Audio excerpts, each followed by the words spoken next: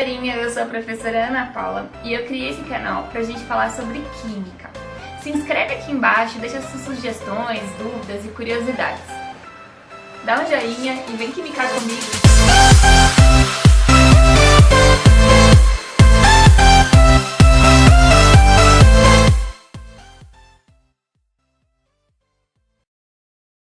Olá! Hoje vamos falar sobre ligação química. Atualmente, é impossível pensar em átomos como os constituintes básicos da matéria sem ter a ideia das ligações químicas.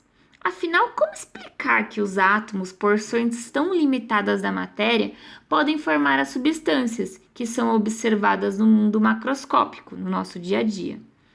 Também é impossível falar em ligações químicas sem falar de elétrons, pois se os átomos vão se unir uns aos outros para originar novas substâncias, esses átomos entrarão em contato entre si. Quando dois átomos entram em contato, fazem-no por meio das suas eletrosferas, ou seja, suas últimas camadas. Isso nos faz pensar que a última camada de um átomo é a que determina as condições de formação de uma ligação química. É isso que a gente vai estudar hoje. Como se formam as ligações químicas, afinal? Em busca de estabilidade, os átomos procuram ligar-se uns aos outros. Os cientistas observaram que um grupo de átomos não seguia essa tendência, que eram os gases nobres.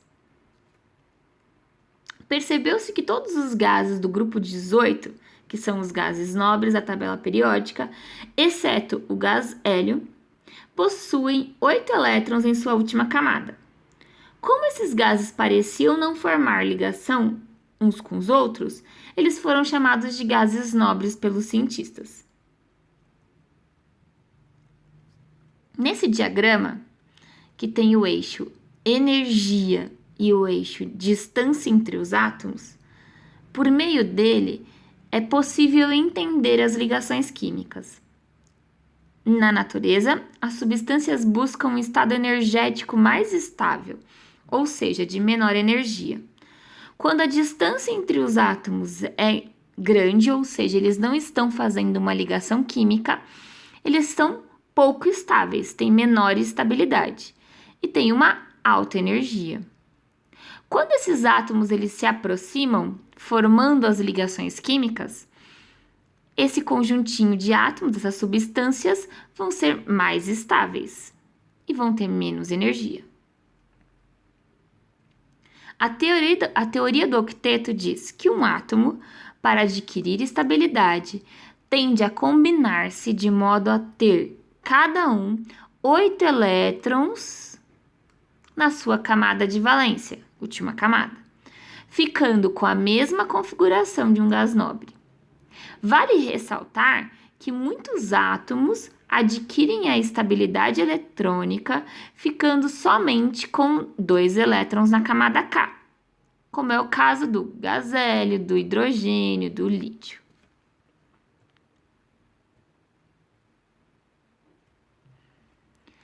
Em relação aos demais elementos, os cientistas perceberam que ao formarem ligações, eles também adquiriam 8 elétrons na última camada. Então, uma condição para um átomo possuir estabilidade é ele adquirir 8 elétrons na última camada. A essa teoria se deu o nome teoria do octeto. Eu vou falar agora sobre cada família da tabela periódica e a tendência do átomo de ganhar ou perder elétrons. Nós vamos começar falando sobre a família 1A dos metais alcalinos, grupo 1 da tabela periódica. Eu escolhi o sódio. O sódio ele tem a seguinte configuração eletrônica: 1s2, 2s2, 2p6, 3s2. Lembrando que esse número maior indica camada. O S, o subnível, e esse 2 é o número de elétrons que ele possui no subnível. Então, o sódio, ele possui 3 camadas, sendo a sua última camada, que é a terceira camada, essa última camada ela tem apenas um elétron. A tendência do sódio é perder um elétron para adquirir o octeto. Então, aqui eu vou colocar a configuração desse sódio mais, que é o cátion sódio, onde ele vai perder essa terceira camada, a camada M. Vai perder os elétrons, o elétron dessa camada, dessa terceira camada. Então, aqui ele vai ficar com a configuração 1s2, 2s2, 2p6. Camada K preenchida com 2 elétrons, camada L preenchida com 8 elétrons. Família 2A da tabela periódica, metais alcalinos terrosos, grupo 2. Eu escolhi o magnésio. A configuração do magnésio, 1s2, 2s2, 2p6, 3s2. Com essa configuração, ele fica com 2 elétrons na sua camada de valência, que é a camada M. A tendência do magnésio é perder 2 elétrons para adquirir o octeto. Assim como todos os outros elementos dessa família, a tendência vai ser de perder elétrons. A configuração dele vai ficar magnésio 2+, com 8 elétrons na última camada. O mesmo acontece com a família do boro, que é a família 3A. Eu escolhi o alumínio para representar essa família. O alumínio, ele tem 2 elétrons na camada K, 8 elétrons na camada L e 3 elétrons na sua camada de valência, que é a camada M. A tendência do alumínio é perder esses 3 elétrons para adquirir estabilidade. Então, aqui eu estou colocando a representação, a configuração eletrônica, após ele realizar uma ligação e perder essa terceira camada. Então, o alumínio 3+, ele fica com a configuração 1s2, 2s2, 2p6, também com 8 elétrons na camada de valência. A família 5A, que é o grupo 15 da tabela periódica, família do nitrogênio. Eu escolhi o nitrogênio para representar essa família.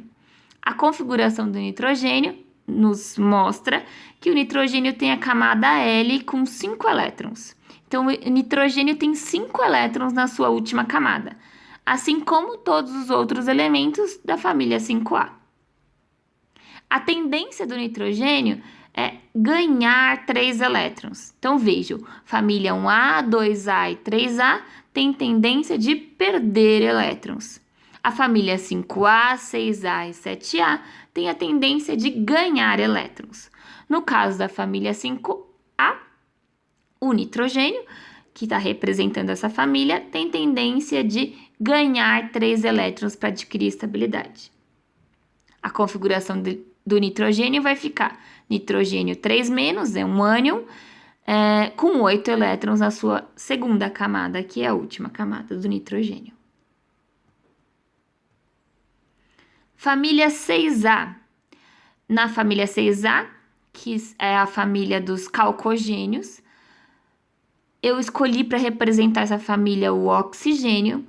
A configuração do oxigênio é 1s2, 2s2, 2p4. O oxigênio tem 6 elétrons na sua última camada e a tendência do oxigênio é ganhar 2 elétrons para adquirir estabilidade, conforme eu mostro essa segunda configuração. Oxigênio 2-, com 8 elétrons na última camada. O mesmo acontece com a família 7A, grupo 17 da tabela periódica, são os halogênios. Eu escolhi para representar essa família o flúor. A configuração do flúor mostra que ele tem 7 elétrons na sua última camada, na sua camada de valência. Ele tem a tendência de ganhar um elétron para adquirir estabilidade, conforme eu mostro na configuração dele.